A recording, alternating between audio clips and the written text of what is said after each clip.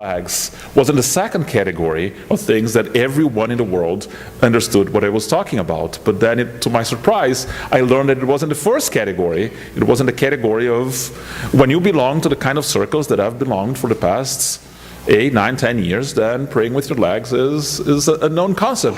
When you're not in that circle, then it's not clear what was meant. So let's start by talking about what I meant when I said praying with our legs. And the expression, I think, was first coined by Rabbi Abraham Joshua Heschel, a very influential Jewish thinker of the 20th century.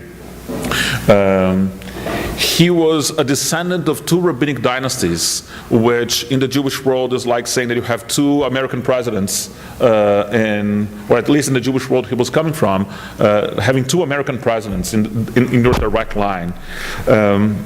He was born in Poland. He received rabbinic ordination and PhD in Berlin. His PhD dissertation was about the prophets, that later was translated and published as a very influential book here in the States.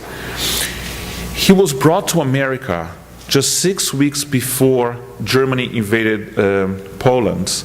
And it was a program that allowed some American institutions, academic institutions, to bring scholars from Eastern Europe and save their lives. Heschel was brought to the Hebrew Union College, the Reform Movement's seminary in Cincinnati, hated every day that he spent there. He was a very traditional Jew, and Cincinnati, AJC in Cincinnati at the time was classical reform.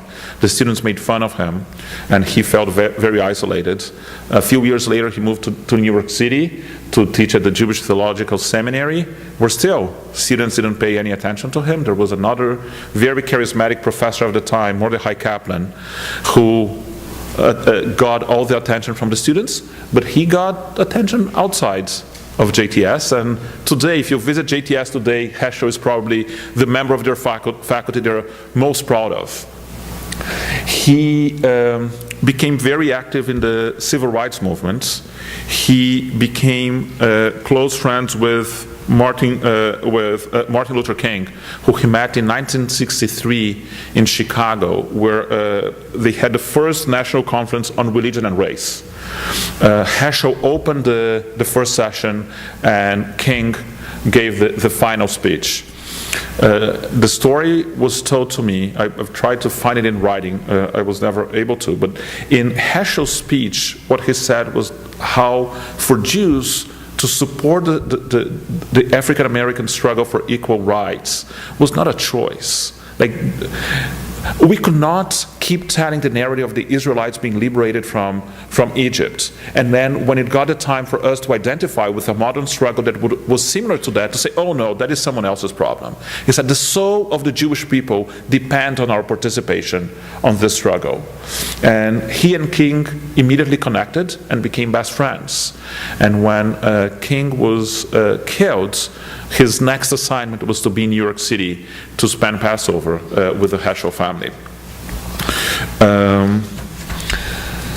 So some statements by Abraham Joshua Heschel about how he saw the state of religion in America, and how it relates to the topic of our conversation today. So one of the things that he said was, you cannot worship God and then look at a human being created by God in God's own image and look at that person as if he or she was an animal.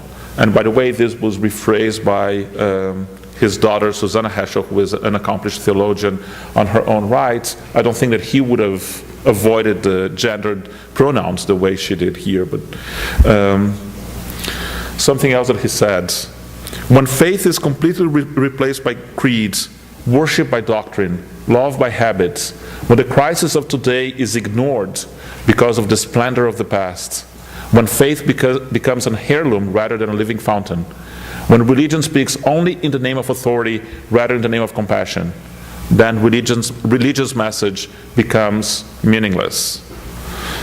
And here is where the sentence comes from. So Heschel was marching with King in Selma, and hand in hand with King. And then after he came back to New York City, he wrote a personal letter to Martin Luther King saying, For many of us, the march from Selma to Montgomery was about protest and prayer.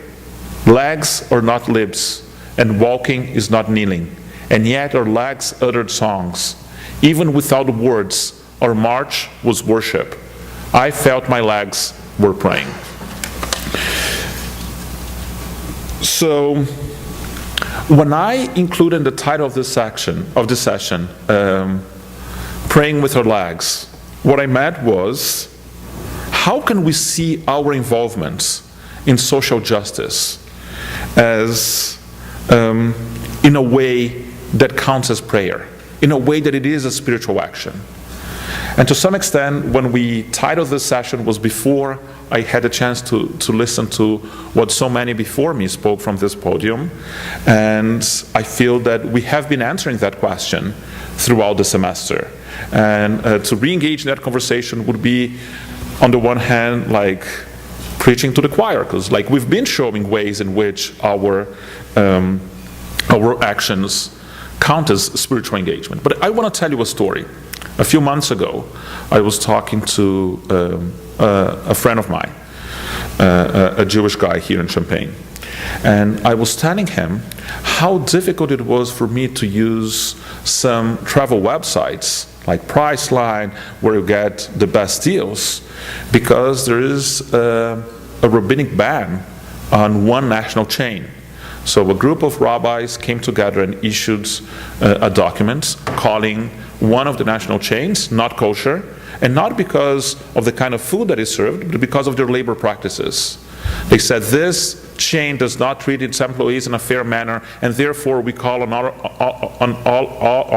all of our colleagues to boycott, not to officiate any ceremony, not to stay there, not to host conferences in this specific brand. And then this friend said, how is this a religious matter?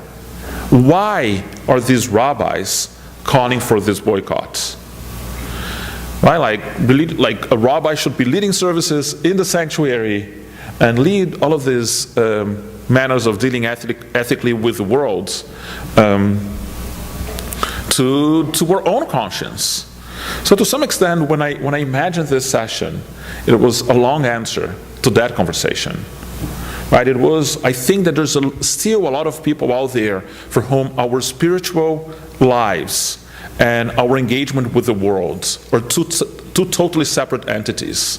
Our spiritual lives is about our relationship with God in what you could describe as a vertical relationship. Our relationship with the world is this horizontal relationship, and I just want to make a disclaimer, I don't believe that our relationship with the divine should be this vertical, but I do think that a lot of people still see things that way, and in my talk today, I want to challenge that perception a bit, as I think all the sessions of this Friday Forum were challenging, and hopefully that wall is broken already, but I will insist on hitting the wall once more. But the way this conversation was presented was, there was a kind of a subtitle added that said that we would be exploring the process of praying to be shocked, and to deepen our thoughts and concerns for the oppression of other people. So if we talked about the intersection of social justice and spirituality, in one of the ideas is we're asking how our social justice actions can count as spiritual actions. And the other question is, how can our prayers bring us to an engagement with the world? And I think I'll try to engage with both. And let's see how well I can do those two things. So what did Hashon, and I'll try, I have the PowerPoint, which tend to make things more kind of frontal and formal, and to use a word that I learned in the past 4.5 years, I think, professorial. I cannot be a president because I wasn't born here and I'm not even a citizen. But so what did Heschel mean by praying? My legs were praying. What did he mean? Prayer is either exceedingly urgent, exceedingly relevant, or inane and useless. Our first task is to learn to comprehend why prayer is an ontological necessity. God is hiding, and